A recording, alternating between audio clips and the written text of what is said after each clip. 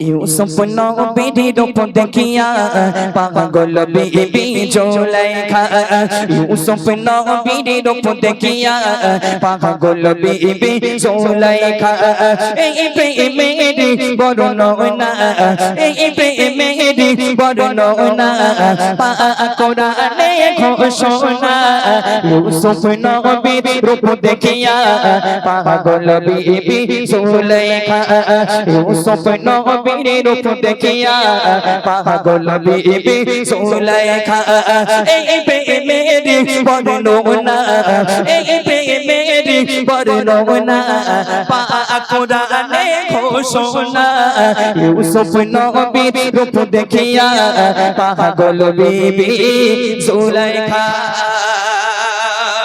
জুলাইখার বিয়ে দেওয়ার জন্য জুলাইখা আব্বাজান চারিদিকে ছেলে দেখা শুরু করলো। জুলাইখার কোনো ছেলেকে পছন্দ হয় না, নো নেভার, এই ছেলে চলবে না। একদিন জুলাইখার জন্য বিয়ের জন্য সারা শহরে এলান করে দেওয়া হলো যে জুলাইখার বিয়ে হবে। বিয়ের জন্য চারিদিকে ছেলে দেখা হলো, একটা সমাবেশ ডাকা হলো। সমাবেশ ডাকার পরে সব দুনিয়ার বুকে যত রাজা বাদশাহ ছেলেরা ছিল সবাই চলে এসেছে জুলাইখার বাড়িতে। সমাবেশে আসার পরে এখন জুলাইখা একটা করে একটা ছেলে তার মুখের দিকে দেখে, কারুর পছন্দ হয় না। কারুর পছন্দ হয় না, কেন হয় না? জুলাইখার প্রাণের সকাটাকে পাচ্ছে না। জুলাইখা একদিন ঘুমের ঘরে স্বপ্ন দেখছে। কি স্বপ্ন দেখছে? কবি লিখছে, দেখুন।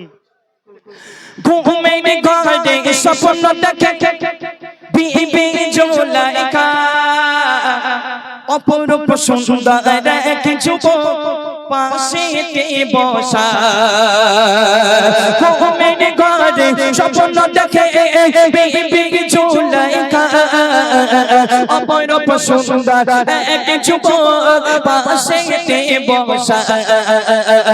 ঘুম ভাঙিয়া বিবি জুলাইখা স্বপ্ন লগে বিবর হয়ে স্বপ্ন লগে বিবর হয়ে দেখেছেন নবীর রূপ নজরা। ইউসুফ নবীর রূপ দেখিয়া পাগল বিবি জুলাইখা ইউসুফ নবীর রূপ দেখিয়া পাগল বিবি জুলাইখা। জুলাইখা প্রাণের সখাকে এবার পেয়ে গিয়েছে। এতদিন কোনোদিন বললো না যে বিয়ে করব। একদিন হঠাৎ করে জুলাইখা ঘুমের ঘরে স্বপ্ন দেখছে একটা অপরূপ সুন্দর যুবক তার সামনে ঘুমের ঘরে এসে বলছে, চুপচাপ মেনে দাঁড়িয়ে আছে, চুপচাপ মেনে বসে আছে। জুলাইখা এখন ওই স্বপ্ন দেখে ঘুমের ঘরে জুলাইখার আর খুশি মানে জোয়ার থামছে না। খুশির জোয়ার থামছে না। জুলাইখা এখন সকালবেলা সোদা দৌড়ে দৌড়ে গেলে কোথায় গেল? সঙ্গী সাথীদের কাছে। ও আমার সঙ্গী সাথীরা, আমার আব্বাজানকে গিয়ে বলো আমি জুলাইখা বিয়ে করতে চাই। কি ঘটনা ঘটছে কবি লিখছে, দেখুন। দ্বিতীয় রাতে দেখিল বিবি সেই একই ঘটনা, পাশে বসে আছে নবী কোন কথা বলে না। খুব মনোযোগ দিয়ে শুনবে।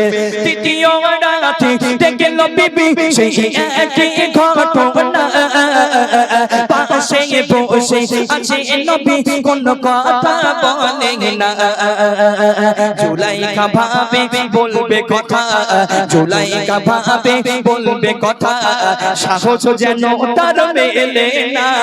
ইউসুফ নবীর রূপ দেখিয়া পাগল বিবি জুলাইখা ইউসুফ নবীর রূপ দেখিয়া পাগল বিবি জুলাইখা এই প্রেমেরই বর্ণনা এই প্রেমেরই বর্ণনা কোরআনে ঘোষণা ইউসুফ নবীর রূপ দেখিয়া পাগল বিবি জুলাইখা। দ্বিতীয় রাত পার হয়ে গেল। এবার দ্বিতীয় রাত পার হওয়ার পরে সকাল হয়ে গেল। সঙ্গী সাথীরা ডেকে বলছে, ও জুলাইখা তুমি এবার বলো তুমি কাকে বিয়ে করতে চাও, তার নামটা বলো আর অ্যাড্রেসটা বলো, তোমার আব্বাজানের সঙ্গে গিয়ে বলবো। এখন জুলাইখা বলছে, আল্লাহর কি রে, সে কালকে রাত্রে মানে স্বপ্ন দেখে মানে এত সুন্দর দেখতে, এত অপরূপ দেখতে, তার দেখে আমি আর জিজ্ঞাসা করবো না, সাহস আমার মিলছে না। কিন্তু জুলাইখা যখন দেখে আর কথা বলতে পারছে না, জুলাইখা বলছে আমি কালকে আবার দেখবো, কালকের স্বপ্নের মাধ্যমে তাকে আমি আবার দেখবো, দেখে তাকে আমি প্রশ্ন করব, প্রশ্ন করে তাকেই ছাড়বো। দেখতে পাচ্ছেন কতটা ইমানের জোর তাদের, ইমানটা তাদের কতটা তাজা। দুদিন হয়ে গেল, 3 দিন বলছে আবার তাকে দেখবো আর তাকে আমি জিজ্ঞাসা করবো। ইউসুফ নবীকে তৃতীয় রাত্রে আবার দেখবে। ওদিকে ইউসুফ নবীর ভাইয়েরা কুয়ার ভিতরে ফেলে দিল। 3 দিন হয়ে গেল। কবি অতি মূল্যবান কথা লিখছে, দেখুন। 3 দিন ধরে অনাগারে নবী রয় কুয়াতে পড়ে। দ্বিতীয়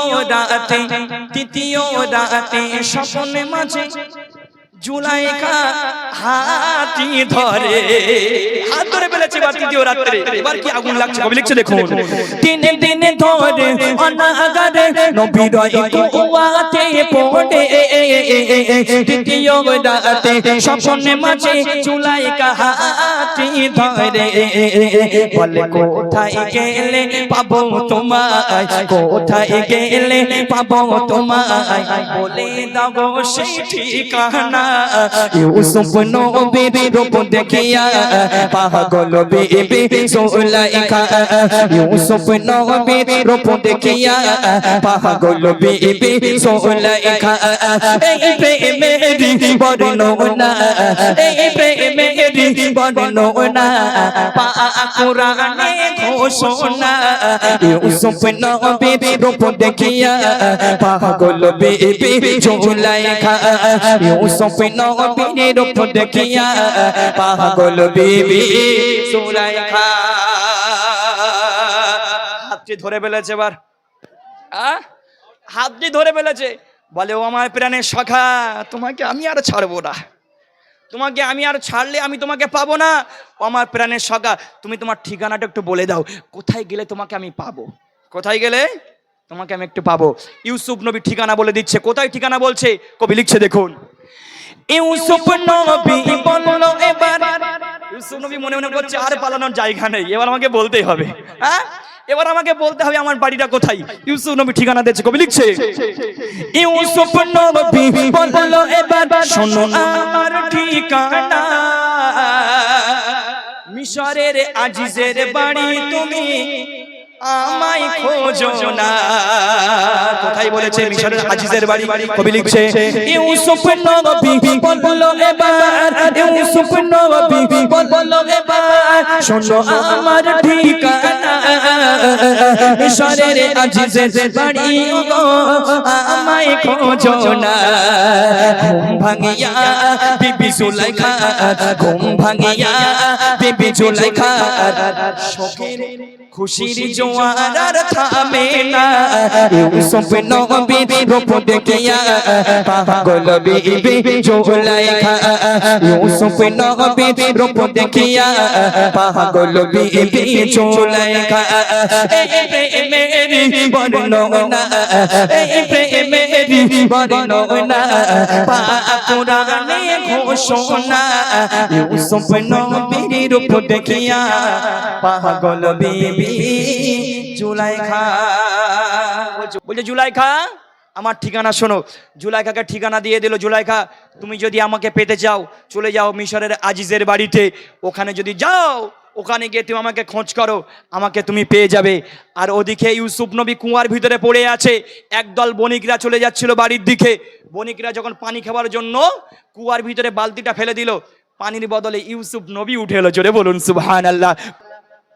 ইউসুফ নবীকে তোলার পরে নিয়ে যাওয়া হলো মিশরের বাজারে। মিশরের বাজারে যাওয়ার পরে বিক্রি করার জন্য নিয়ে যাওয়া হলো। তারপরে কি ঘটনা হয়ে ঘটছে, এবার জুলাইখা বিয়ের জন্য আব্বাজানের কাছে গেল। কোথায় বিয়ে করবে, কবি লিখছে, দেখুন।